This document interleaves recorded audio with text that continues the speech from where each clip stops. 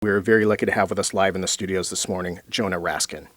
Jonah Raskin is the chair of the Communication Studies Department at Sonoma State University, where he teaches media law, reporting, and media marketing. For nearly 2 decades, he was a book reviewer for the San Francisco Chronicle and a cultural critic for the Santa Rosa Press-Democrat. He is the author of numerous books, including The Mythology of Imperialism, Out of the Whale, Growing Up in the American Left, an autobiography, For the Hell of It, The Life and Times of Abby Hoffman, American Scream, Allen Ginsberg's Howl and the Making of the Beat Generation, and his latest book, The Radical Jack London, Writings on War and Revolution. Start out and tell us, what was the motivation in writing your latest book, The Radical Jack London? Well, Jack London wrote a lot of books. He wrote about 50 books in 16 years, but he's been remembered largely as the author of dog stories, and he did write some good dog stories. He wrote The Call of the Wild about Buck, and then he wrote another one called White Fang, and their companion pieces. But he wrote a lot about politics. He wrote about war, revolution.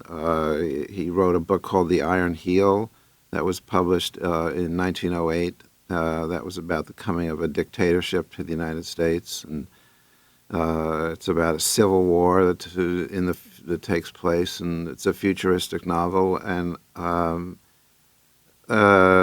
he wrote published a collection of essays called War of the Classes, about how there are social economic classes in the United States, and he wrote there was a collection of essays called Revolution. So for 20 years, he was a member of the Socialist Party of the United States and spoke on behalf and wrote on behalf of the Socialist Party. So most of that part of Jack London, which is a central part of who he was and what he did, has been ignored, neglected, omitted from literature and the historical record. So I wanted to salvage it, resurrect it, and bring it to people's attention. So that's why I did The Radical Jack London, which is a collection of little known of his writings with a long essay by me about him and where he came from and how he became political and the evolution and development of his politics. So I think Jack London is he's a very fascinating guy because he was he was complex. He did a lot of things. And he is a pivotal American writer. He started to write at the end of the 19th century, and he read all of the books that we now recognize as classics, and the books by Herman Melville and James Fenimore Cooper and Mark Twain and Edgar Allan Poe, and he loved all of them, and he wanted to continue the things that they were doing. Sea stories and ghost stories and Huckleberry Finn-like works, and he did. Some of his early work was imitation of those writers. So he kind of put a capstone to so much of American culture of the 19th century. But then he also initiated a lot of what would happen in the 20th century. He wrote the Iron Heel, which I mentioned. He also was a surfer, and he was a boxer. He wrote about bullfighting and all those kinds of things Hemingway would later do. He wrote a book called The Road about his experience as a hobo traveling around the United States that inspired Jack Kerouac to write his book On the Road about his experiences. So he was a father of the beats.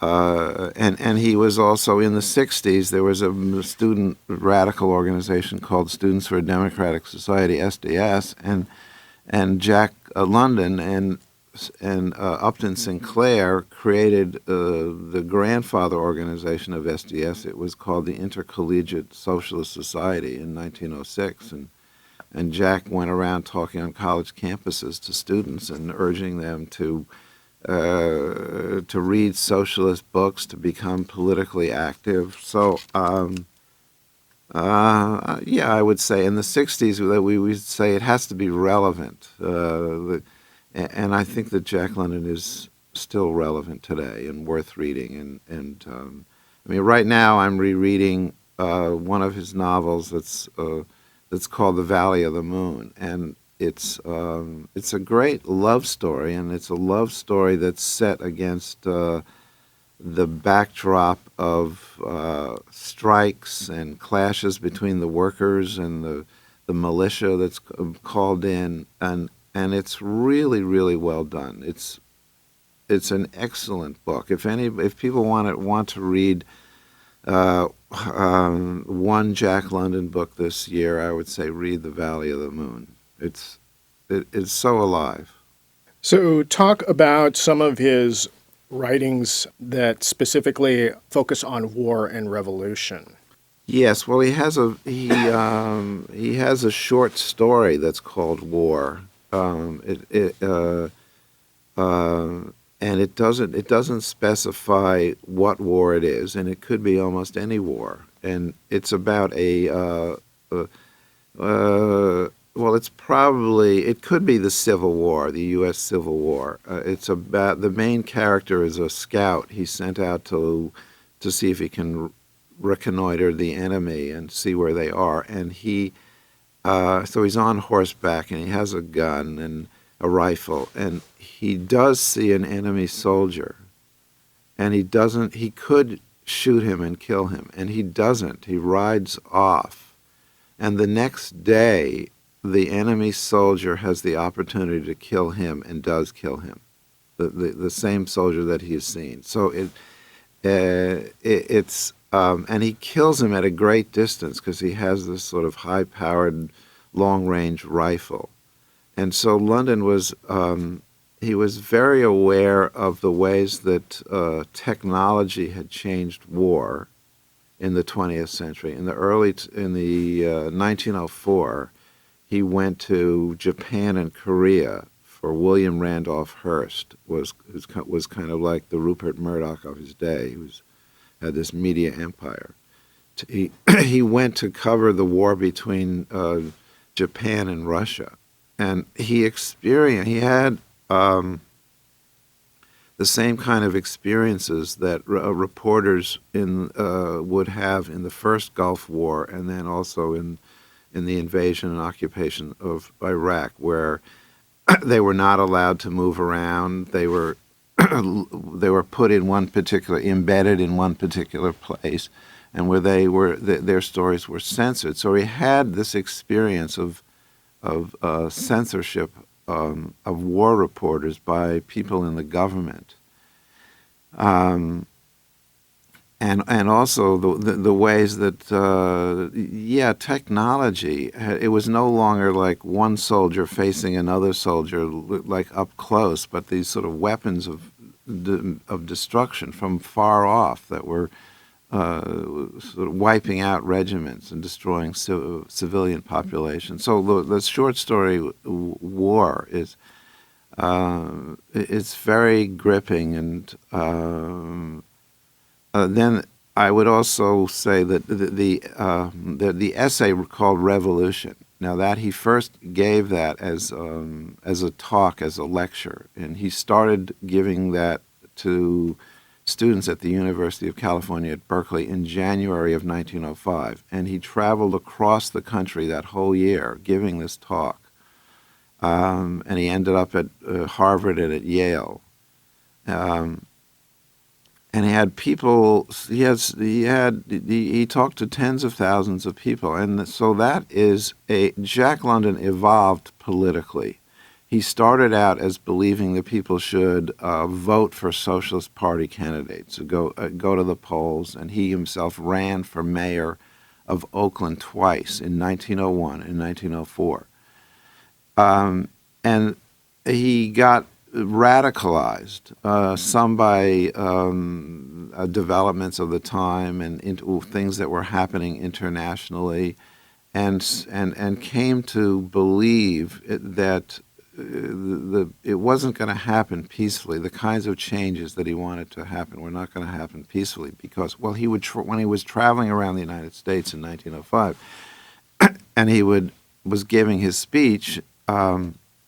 He also gave the speech to millionaires because there were clubs and organizations of millionaires, and Jack London was the best paid, most famous writer of his day. So they would also invite him to speak to them. And he said, well, we want to have the 8-hour day. We want to have an end of child labor. We want to have equality of opportunity. And these millionaires that he would talk to would say, well, we're not going to do that. If you we're going to stop you. We're going to stop you. We'll use the troops and we'll call in the militia. That's not going to happen. So he came to realize that, or to feel that if there was going to be the kinds of thoroughgoing changes that he wanted, it was probably going to be necessary to have some kind of, there would be an inevitable clash because the government would call out the troops and which would repress the political movements that were happening. So he did, and that was happening in his day. He also he became he liked the organization that was called the Industrial Workers of the World, the IWW, also popularly known as the Wobblies, and he loved Bill Haywood. And there was a trial, there was an arrest of the leaders of the Wobblies, and they were taken secretly from one state to another in a railway by railroad car, and they were put on trial. It was there was somebody who gave false testimony against them, and it was the President of the United States, Theodore Roosevelt at the time, got involved with the case and said that they were guilty, and it was a frame-up. And Jack London wrote about the trial. He brought it to the attention of people around the country. Clarence Darrow, who was one of the most famous labor lawyers of the time, defended the Wobbly leaders. So Jack London was aware of the ways in which the courts were being used by the mine owners and the government to clamp down on the labor movements of the day. So the ways that democracy was not a reality and was being betrayed by the power elite. Yeah. So he, at some point, thought that obviously voting wasn't going to work and people needed to take it to the streets? Yes, exactly. Take it to the streets to demonstrate.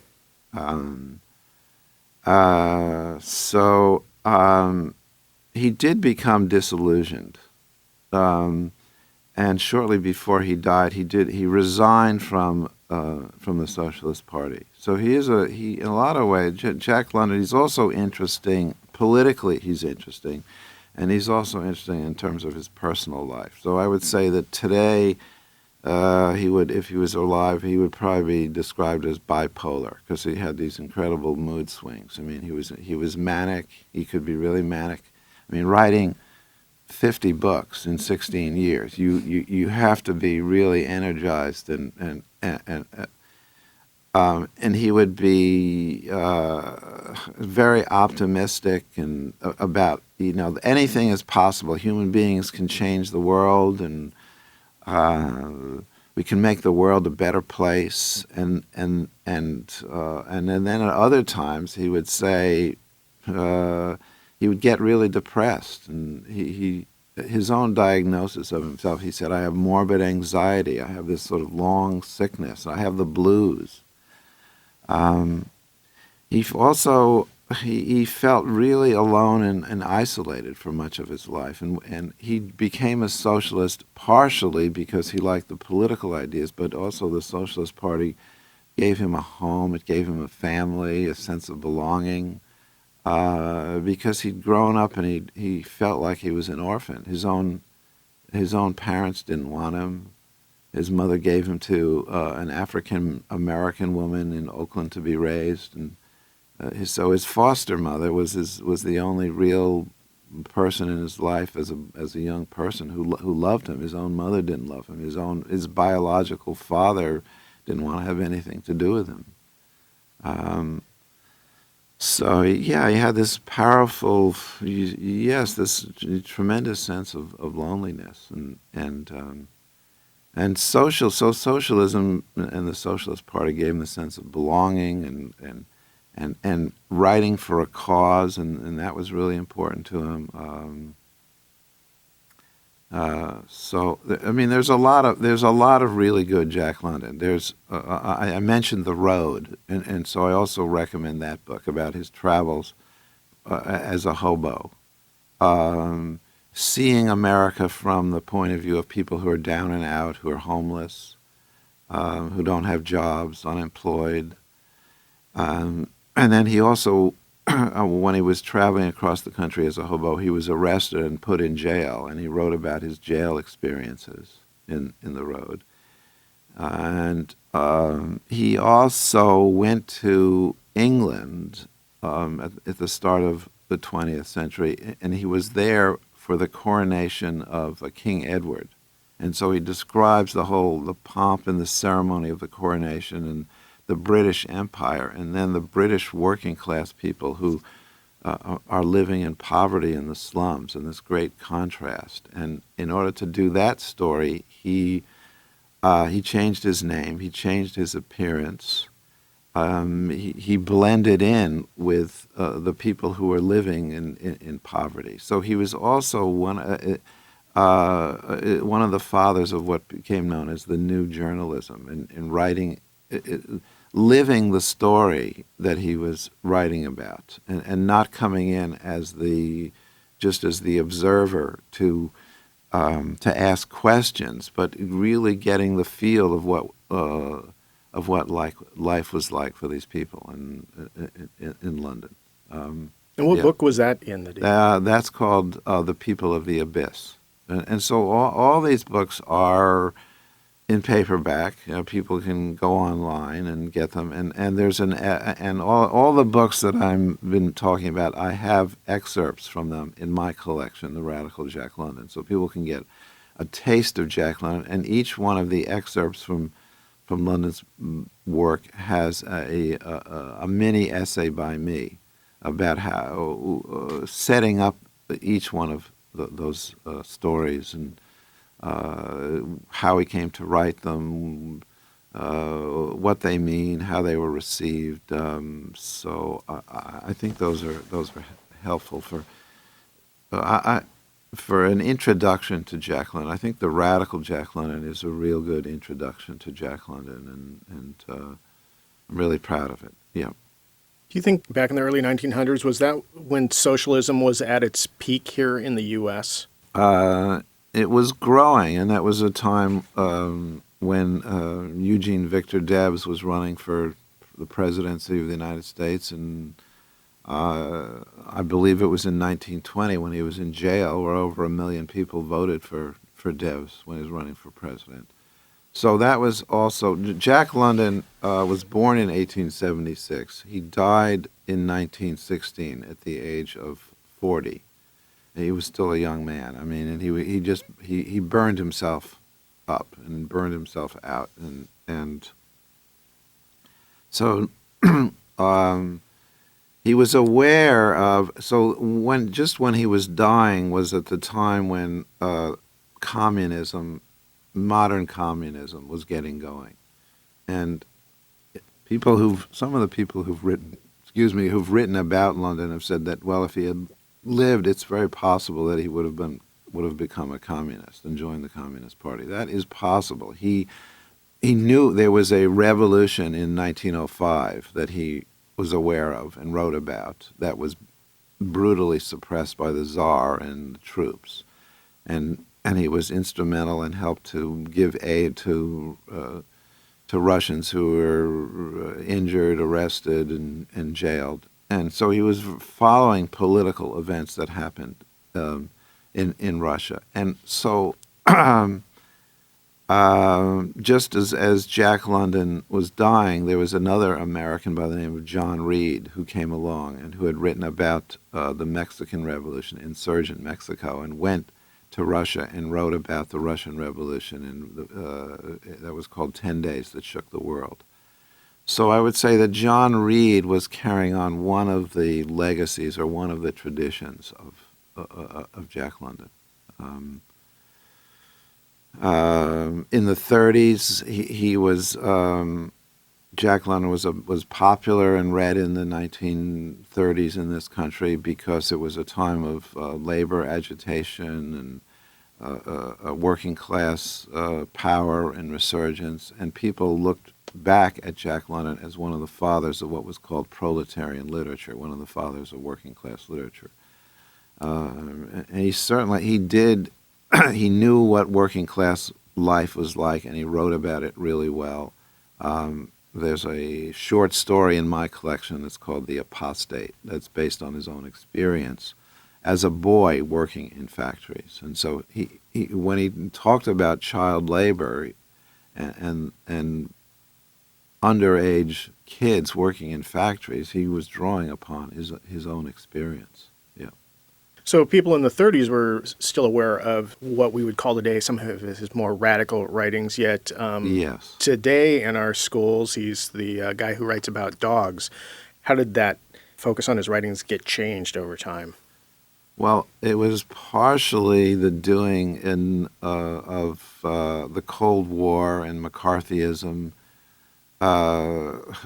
where Senator Joseph McCarthy was. Well, there were investigations of people who were radicals in Hollywood, people who, left-wing people who were writing for the movies, like Dalton Trumbo, lost their jobs. There was, that was the kind of, I would say, original political correctness of the 20th century, where publishing companies stopped issuing books about radicals and radicalism.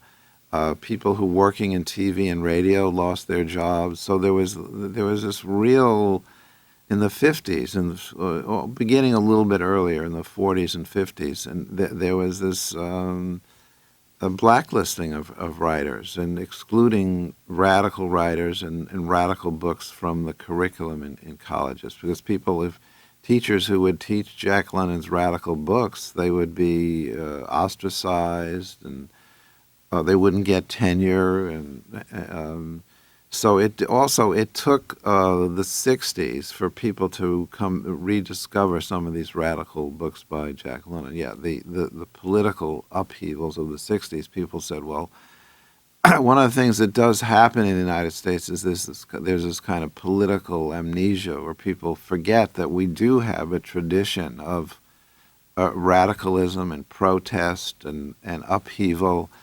that goes back to the beginnings of our society, and people like Tom Paine, who was one of Jack London's heroes, and writing about revolution and the rights of man. And I mean, there have been times when Tom Paine has been excluded from history and from the teaching of about the American past. Or in the 60s, there was the whole rediscovery of the abolitionists and from the pre and post Civil War era. So London was also very aware of that we have to fight, or it's important to fight, to remember who we are as Americans and to preserve parts of our culture that, say, the official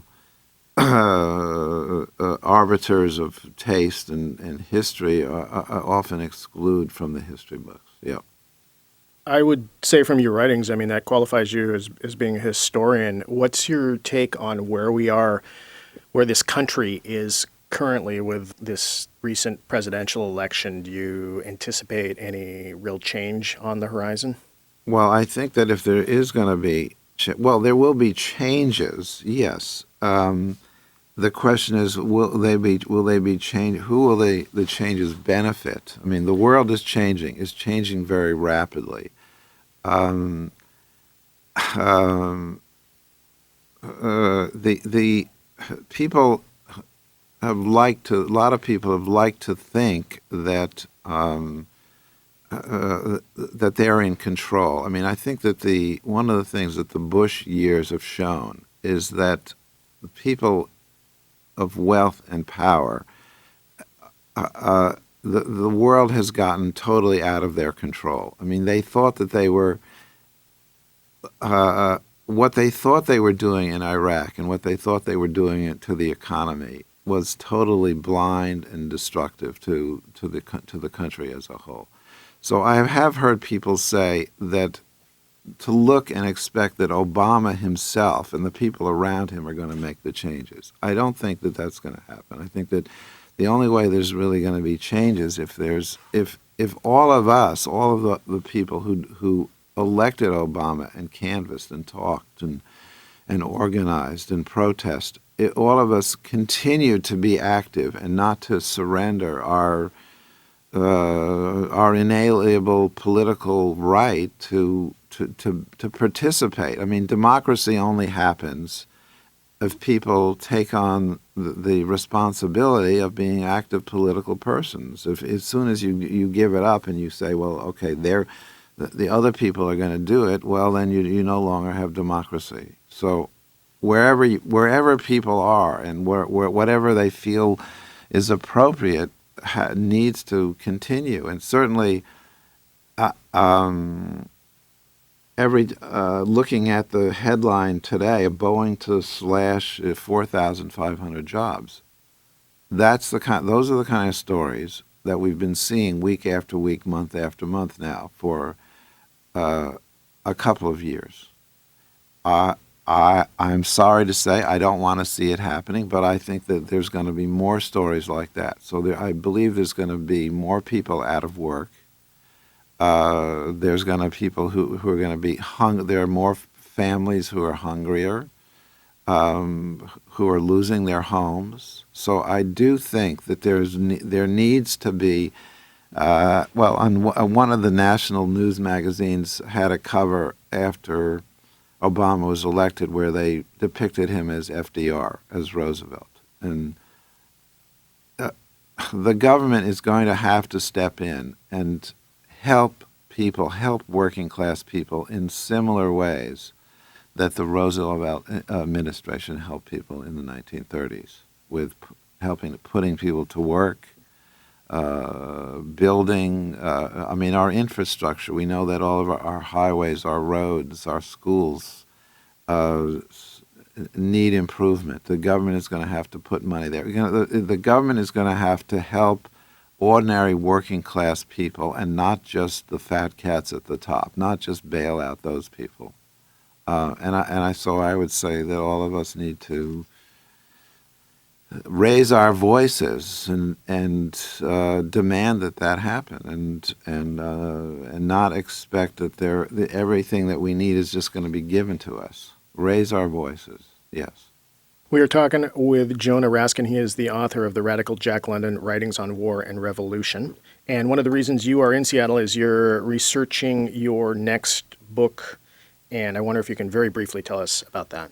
The book is about a man named James McGrath, who was born in the state of Washington, and he's still alive. He doesn't live in the state of Washington anymore. He lives in New Mexico, but he's a product of the Pacific Northwest, of this environment and Native American cultures, and he went to the University of Washington. His papers, many of his papers, are at the University of Washington. He is an extraordinary American teacher.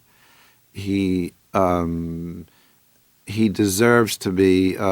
People should know about him and know. So the Bush years, the No Child Left Behind, was a complete disaster. I go around talking to teachers, a complete disaster.